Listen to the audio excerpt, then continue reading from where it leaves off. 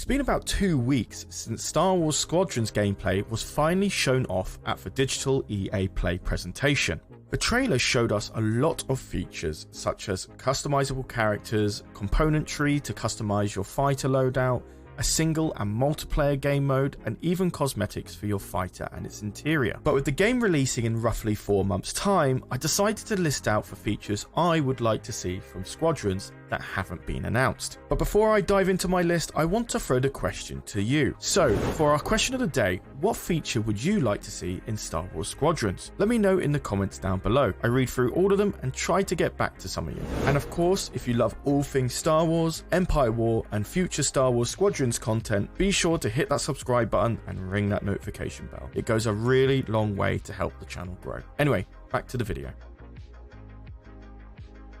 My first point is full control over the power management of your ship. So this isn't really self-explanatory. So what I mean by this is I don't want a system where you simply hit one button and suddenly you're forcing all your resources into shields. I want full control of this feature, understand the peak performance thresholds for shields, movement and power output, and understand the learning curve of all three of these resources. Simply mashing one button to allow myself to escape a situation where I misplayed or positioned myself poorly feels cheap. And if it was the other way around, it wouldn't feel great if the game prevented me from capitalizing on an advantage. Another reason for this feature means it provides a much higher skill ceiling for each fighter class, rewarding players for extended play and mastering the concept of how the game is played at a higher level. I am a competitive person when it comes to online games like these, and I like the idea that I can be phenomenal at a game like Squadrons, but the gameplay must allow that in the first place. For my second spot, I would like a no-HUD experience. The Star Wars Squadrons gameplay trailer did show this, having no custom UI overlapping your view, and everything you need to know being on the screens within the cockpit itself. However, we've not actually seen a full match-made game of Squadrons yet, meaning there is a good chance we may have some extra UI or information that needs to be displayed before, during, or after a game. Unless there is more UI we're unaware of that makes it so fundamental to have when playing in the game, I'd rather be able to localize myself and rely purely on readouts from my cockpit instead. The reason for this can be boiled down to one word: VR. I think it's vital to allow myself full screen real estate when using the headset, meaning if I need to look at a specific piece of information about my X-Wing, I can just simply turn my head to see it. Plus, it's incredibly easy to learn and understand all of my vital information this way. One game's UI that was really off-putting for me from a utility standpoint was actually Overwatch. The clean Windows Aero Web 2.0 style of HUD overlay made it incredibly difficult to take an instant look over health, ammo, and ultimate charge in one go. Yes, I did learn to get over this over time, but it still presented a problem in my early days of play. For free, it's a full ranking system. This is definitely my biggest request by far. And whilst we do not have any confirmation on this, I'm really hoping we can get a ranked/tier system in Star Wars Squadrons. For those who are unfamiliar, it would be a system commonly seen in online competitive games such as Dota, League of Legends, Overwatch, and more. I want to be able to see a numerical or tiered symbol to declare how good I am at the game. And just to boot,